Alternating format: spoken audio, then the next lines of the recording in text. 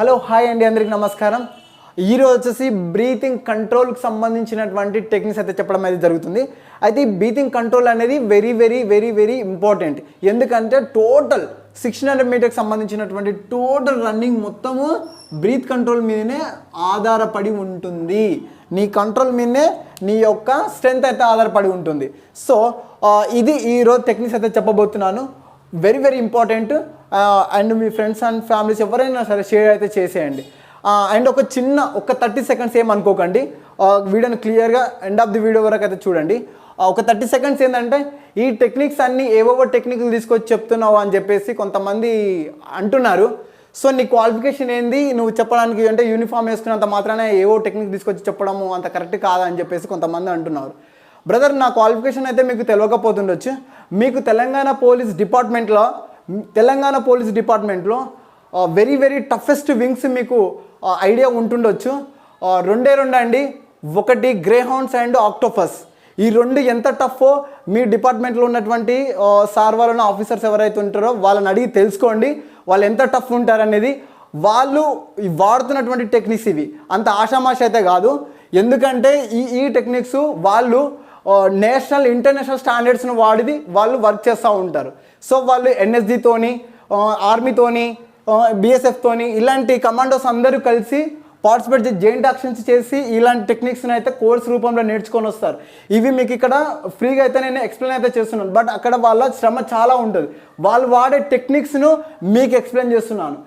ఎందుకంటే వాళ్ళు సైంటిఫిక్ అవి ఒక స్టాండర్డ్స్ని మెయింటైన్ చేస్తూ ఉంటారు. కాబట్టి ఆ టెక్నిక్స్ అయితే మీకు చెప్తున్నాను. ఇంతకన్నా ఎక్కువ క్వాలిఫికేషన్ అయితే నేను వివరణ అయితే ఇవ్వదలుచుకోలేదు. బట్ ఈ రోజు వచ్చేసరికి బ్రీతింగ్ కంట్రోల్ పైన సంబంధించినటువంటి టెక్నిక్స్ విషయంలో మాత్రం ఒకటి, నోరు ద్వారా తీసుకోవాలా బ్రీతింగ్ కంట్రోల్ అనేది, లేక ముక్కు ద్వారా తీసుకోవాలని చెప్పేసి చాలామంది అడుగుతూ ఉన్నారు. బ్రదర్, నేను అల్టిమేట్గా అయితే చెప్పేది ఒకటే, డెఫినెట్లీ ముక్కు ద్వారానే తీసుకోవాలి బ్రీతింగ్ కంట్రోల్ని. బ్రీతింగ్ టోటల్గా ముక్కు it's a better option. And దానికి సంబంధించినటువంటి బెనిఫిట్స్, ఎందుకు ముక్కు ద్వారానే తీసుకోవాలి బెనిఫిట్స్ అనేది, అందులో మీకు తెలియని విషయం ఏంటంటే ఈ సమయంలో ఇలాంటి టైంలో అంటే మనకు ఉన్నటువంటి ఈ చలికాలంలో ముక్కు ద్వారా మనం బ్రీతింగ్ తీసుకోవడం అనేది వెరీ వెరీ బెటర్ అయితే మనకు ప్లస్ పాయింట్ అయితే అవుతుంది. ఎస్, అది కూడా మీకు ఎక్స్ప్లెయిన్ చేశాను. అయితే బ్రీతింగ్ కంట్రోల్ పైన మీకు క్లియర్గా ఎక్స్ప్లెయిన్ చేస్తాము. దాని యొక్క బెనిఫిట్స్ ఏంటంటే ముక్కు ద్వారా తీసుకోవడం ద్వారా. సో ముక్కు ద్వారానే మన కంట్రోలింగ్ అనేది అయితే మొత్తంగా ఉండాలి.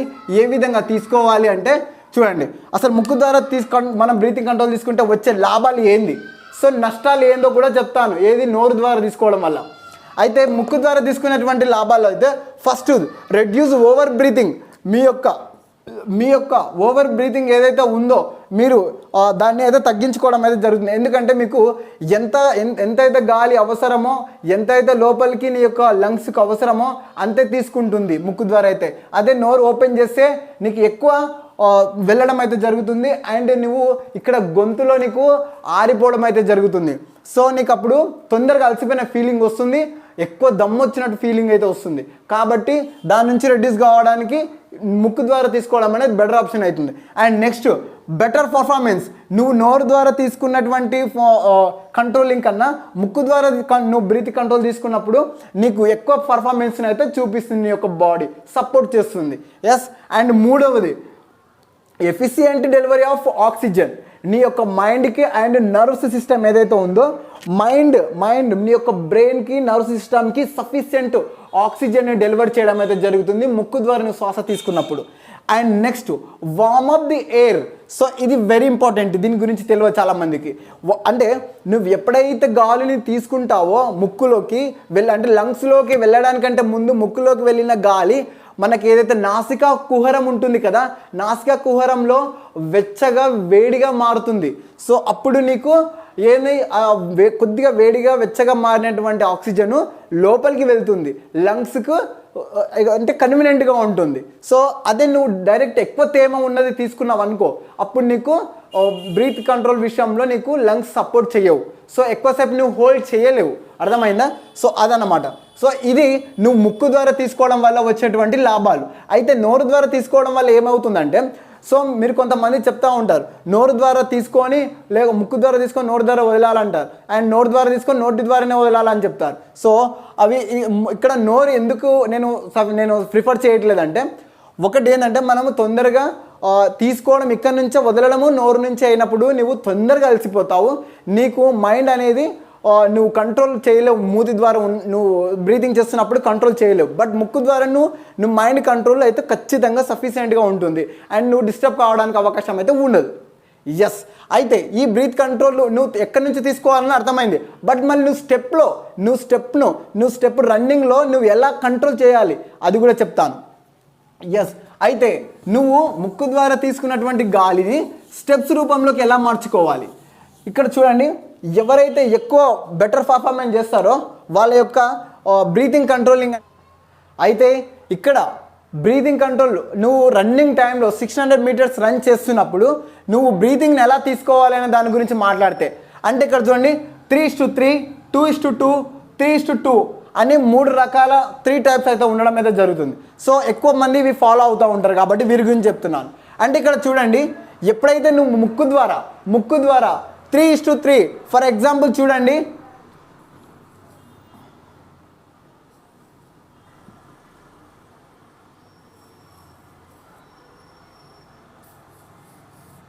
సో ఇక్కడ 3 స్టెప్స్.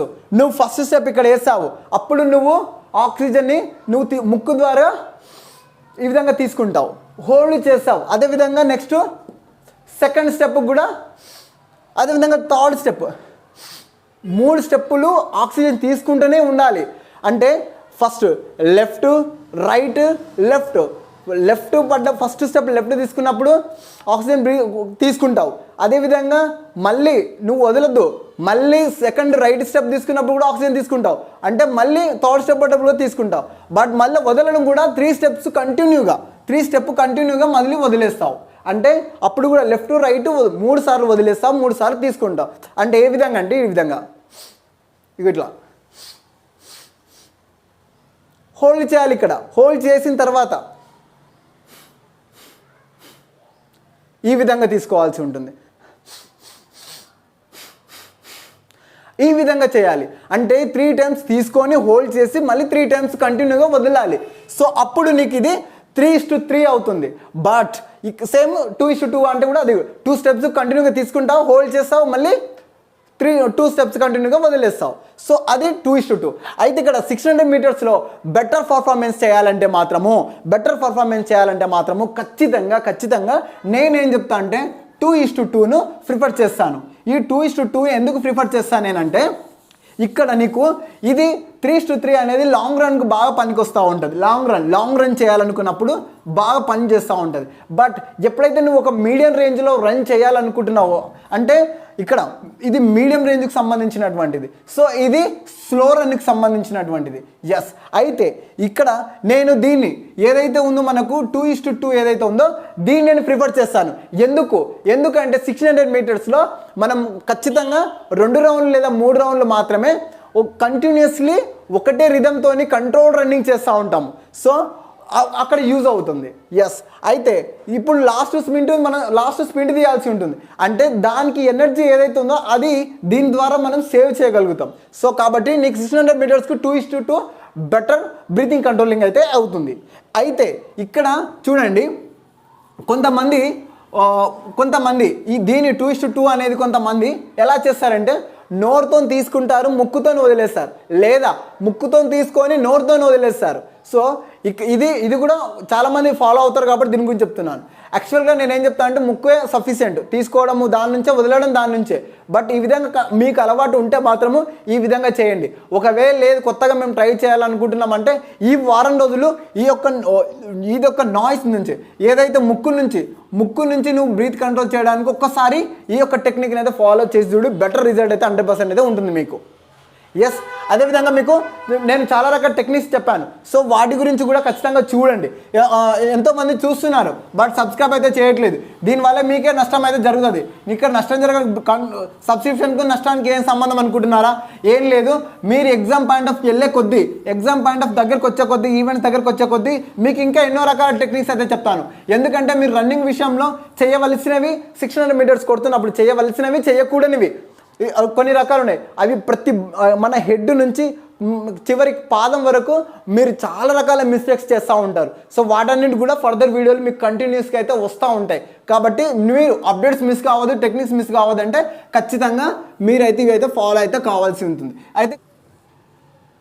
అయితే బ్రీతింగ్ కంట్రోల్ పైన మీకు ఇప్పుడు బోర్డు రూపంలో అయితే ఎక్స్ప్లెయిన్ చేస్తాను. నాకు టైం ఉంటే మాత్రం ఖచ్చితంగా గ్రౌండ్ లెవెల్లో చూపించండి అని చెప్పేసి చాలామంది అడుగుతూ ఉన్నారు. సో మీకు గ్రౌండ్ లెవెల్లో కూడా వీడియో పెట్టడానికి ట్రై చేస్తాను ఖచ్చితంగా. ఇప్పుడు గ్రౌండ్ లెవెల్లో కూడా మీకు వీడియోని అయితే చేసి నేను అప్లోడ్ చేయడానికి అయితే ట్రై చేస్తాను డెఫినెట్లీ.